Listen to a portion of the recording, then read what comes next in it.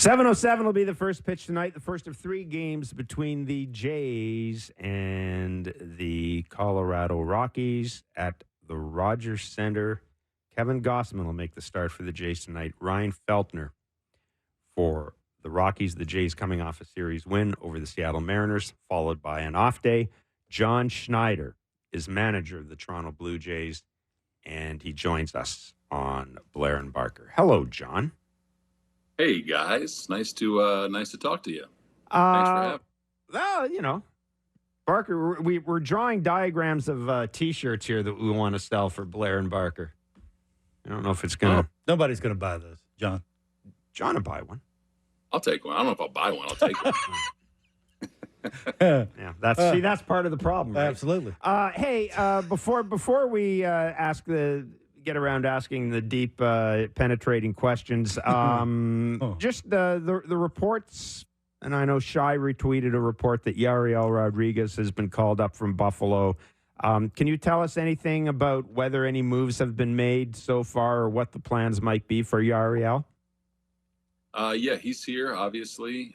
He's on the taxi squad right now for the time being, and he'll likely be active this weekend, but we'll know more after tonight's game. But, yeah, he is here in the building right now. John, the first thing I thought of when I heard that might be happening was, is there something wrong with Kevin Gossman?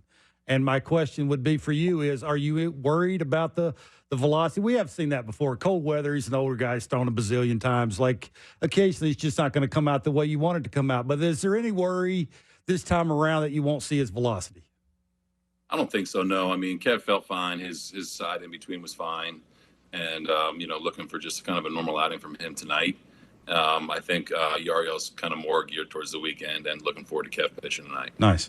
Romano and Swanson, what can you tell us about them? How we know that they pitched yesterday. How close are they to coming back here?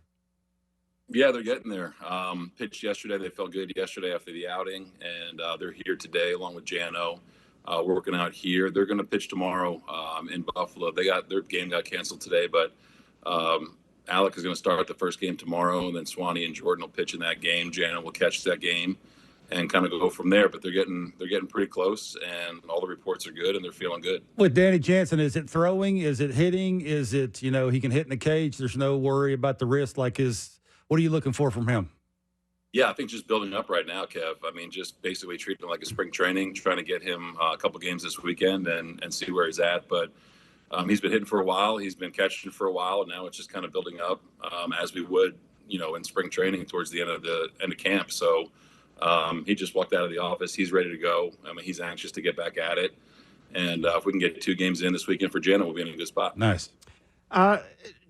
John, the last game of the Mariners series aside, I think we started to see in the first 2 games of that series what appeared to be anyhow a template for the way this team will be hitting when they're successful, right? We saw doubles, we saw home runs. Your big guys came through. We saw some stolen bases. You put pressure on the other team defensively. You put pressure on the pitcher defensively. Did those 2 games kind of encapsulate, those 2 wins kind of encapsulate how you would like to see this team play more often? Yeah, I mean, the first 2 were really good against 2 really good pitchers. I mean, Seattle's got arms, we know that. And I think Gilbert had really good stuff on Wednesday. But you look at the first 2, you're wearing down the pitchers, the starters at least, and, getting the pitch count up. And getting some timely hits, with guys on base, home runs from Bo and from Vlad, obviously. But add-on runs were big. I think, Bo with a 2-out, 2-run homer. Izzy chipping in with a couple knocks and George for the couple add-on runs. That's kind of what we're shooting for. And would like to kind of keep adding those runs on in a perfect world, and you're really trying to, wear out those bullpen guys as well. But I thought we did a really good job with 2 really good starters that had good stuff in Castillo and Kirby. So hopefully that's kind of the blueprint of what we're trying to do.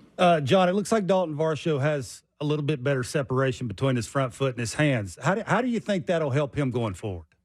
Yeah, I mean, I think you hit the nail on the head there. I mean, he's working at it for sure. And when he gets in position to hit on time, he hits the ball hard and he's pretty good. His bats, I think, are getting better.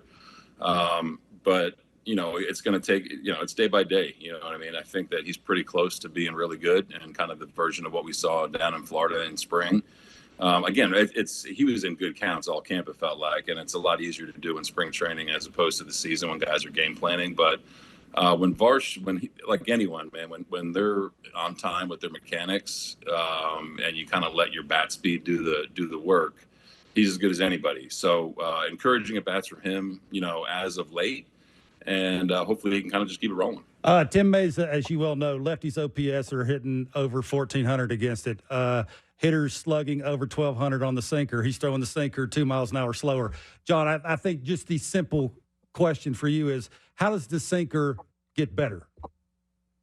Yeah, I mean, there's a whole lot of things that go into it, really. I mean, the velo is down a little bit. That kind of was a trend, as camp ended. And, we're aware of that. Timmy's aware of that. And I think the biggest thing, two-part answer here is I don't think we've been at we haven't had the luxury of putting him in spots where we kind of put him in years past, kind of dominating lefties. And then from there, I think that with the velo down, he's throwing a few more sliders for sure. But I think for Timmy, it's just getting back to being what he's been great at and trusting that the velo is going to come. There's ways to combat it, with ways, with how he's playing catch, how he's getting loose, his throwing program, all that kind of stuff. And we've talked to Timmy. He's been upfront with how he's feeling, and he's feeling good. Sometimes the velo isn't quite there. That happens at times, and we're confident that it's going to turn, and when it does, he'll be back to being one of the best lefties in the game. Mm-hmm.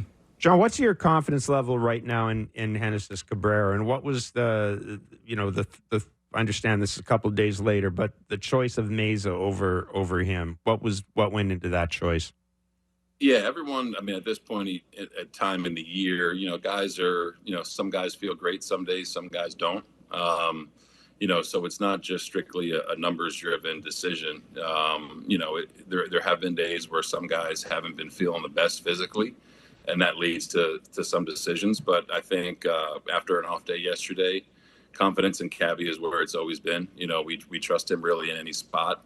And, he's been, I think kind of building up a little bit as camp ended and as the season started to where he wants to be and feel, comfortable every single time he's out there. I think if he was feeling a little bit better physically on Wednesday, he probably would have been in there, and I think the fact that we had an off day yesterday kind of played into it. Yeah, John, I really don't sometimes know how to talk about Chris Bassitt because there's a lot going on. And then you watch him with the pitch timer and, where the clock's at whenever he is not even sort of standing on the mound, right, or on the rubber. It's like, you got to get it. You're going to agree on it. You're trying to throw it where you want it to end up. Like there's a lot going on there. Is that an issue now? Is there just that he's trying to make sure he's on the same page and he wants to make sure it ends up where he wants it to end up? Yeah, that's kind of Chris. Yeah. I think he's the one pitcher that we do have that is very aware of the clock and how to either use it to his advantage or manipulate it, if you will. But yeah, that's kind of him. You look at him and he's on the mound and, he could be rolling and it looks like he's in agony out there sometimes. So Yeah. He's got some quirks out there for sure that we know of. But yeah, I think that, his personality kind of leads to some of the things that you see on the mound too with the pitch clock. Yeah, it's funny because I've said to Kevin, man, I've gone from being frustrated watching him pitch to absolutely love watching him pitch because you can just tell that he's I almost get the impression he's screwing around with everybody. Like he knows what we're thinking, and he's having and you, the manager, too, it. John. Absolutely. Well, I mean, he's very aware of the rules and how they're being put to use right now. You think back to the game in New York with Bowden. It was a leadoff hitter against Glaber, and he kind of stepped off by accident and delivered a pitch. And Chris is thinking of a way he can use it to his advantage. So he's always thinking about something. We've gotten to the point to where we tend to not worry about him when he is out there, when he's doing something crazy. John, the third time through here with the rotation, it just looks like it's supposed to look, I think. What have you seen from the rotation, and what have you liked that you've seen?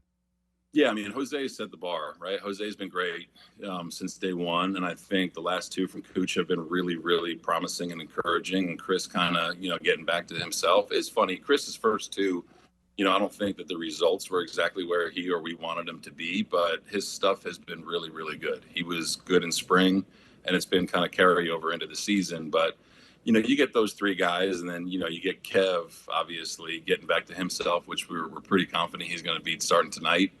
It's kind of, everyone knows that's how we're built with those guys doing their thing. So it's been a good turn through so far, and hopefully Kev gets us going on the right foot this series.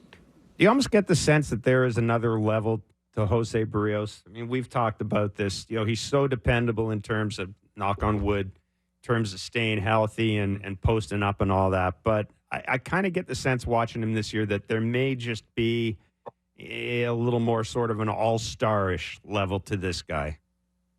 Yeah, he's in a really good spot. You don't want to jinx it or anything. But he's pretty focused, and he was, all winter and all spring. He's really, I think he's kind of hitting that part of his career where, stuff has always been there, but he's really understanding how his stuff works, and his confidence is really, really high right now.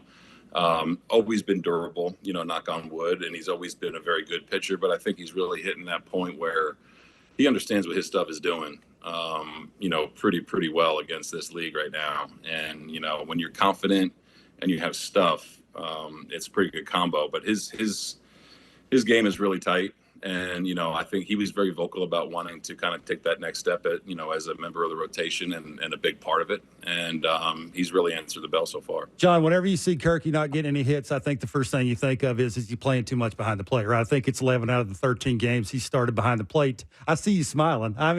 That's sort of the conversation. Yeah, absolutely. That's the conversation, right? Is there any worry that you may be playing him too much back there, because you're putting a lot on his plate with the offensive side, right? Where you're putting him in the order and the times he's coming up with traffic on the bases, like he's been asked to, get the big hit in the ninth inning with a runner on second against a dude throwing 99. Like there's a lot there. Any worry that maybe the bat's looking a little slower because he's playing too much behind the plate? I don't think so. I think it's early. You know what I mean? It's a demanding spot for him to be in right now, behind the plate. And, I think it gets magnified just because of the position he plays. George has played every game. Vlad's played every game. We don't really talk about that, but it gets magnified as a catcher. Kirkis has a big hits for us too. 3 hits in New York. He has the RBI single against Castillo. Munoz is a tough draw, to elevate that ball like he did. That's a good swing right there. There's been some signs that are coming for Kirky, I think. But yeah, it's tough when you're asked to, not only lead a staff and be in charge of a game plan, but then go get some hits too, when you are playing that position. So off day came at a good time for him yesterday for sure. And, I'm sure getting Jano back here pretty soon will be a welcome sign. Yeah, with Kiermaier defensively, it's off the charts. You've seen it first move, the way he runs his routes, his arm strength, like it's off the charts. But offensively, are you seeing anything maybe that is alarming? I know he came out and said because of what he didn't make in the offseason when it come to money-wise from other teams, he was thinking maybe he needs to change his game, his mindset, maybe try and pull balls in the air a little bit more earlier in counts. Are you seeing too much of that? Would you like to see maybe the, down and through it, stay in the big part of the field a little bit more? What are you seeing from him? Yeah, for Kev, obviously defense speaks for itself. He's one of, if not the best out there. Like you said, I think offensively, quietly had a pretty good spring, I think, with some of the things he was trying to do. And players are always trying to evolve. Kev's coming off one of his best years offensively last year. And I think just him recognizing what he did to get to that point and not trying to do too much will be big for him. And, when you got something to prove, you feel like when you're a guy like Kevin, who is a really, really good competitor, you want to really go out and do a lot. And I think him just understanding how he fits in our offense, how he fits in our lineup, and the things that we're asking him to do to make our lineup function properly. It's not asking him to do too much. So he's a guy, he'll run into some balls for sure. The biggest difference is just, the swing and miss right now, which happens to a lot of guys. And, he's working on it. And I think that, just a matter of time before he's back to being Kevin Kiermaier. John, we saw Jimmy Garcia with 100 mile an hour and it's running. How do you keep that fresh?